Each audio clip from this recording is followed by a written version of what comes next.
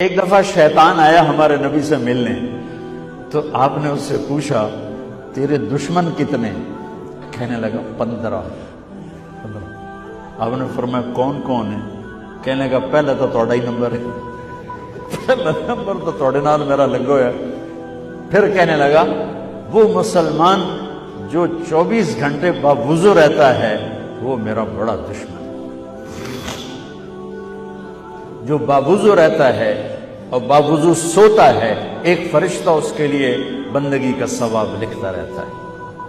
خیر، واپس آتا ہوں۔ میرے نبی نے فرمایا 4 باتیں لے لو اور دنیا بھی تمہاری آخر، ساری PIA زندہ ہو جائے گی، ساری اکانومی زندہ ہو جائے گی، ساری معیشت زندہ ہو جائے گی۔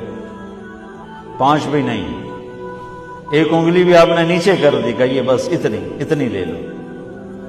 حفظ امانت، صدق حدیث، حسن خلیقت، عفت فی طعمت۔ کیا خوبصورت! ساری زندگی کسی کو دھوکہ نہ دینا، دیانت داری۔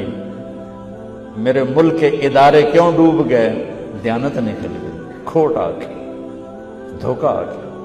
میرے نبی نے کہا حفظ امانت، کبھی امانت میں خیانت نہ کرنا، صدق حدیث، کبھی جھوٹ نہ بولنا، ہمیشہ سچ بولنا۔ ویڈیو پسند آئی ہو تو لائک کرے، شیئر کرے اور چینل کو سبسکرائب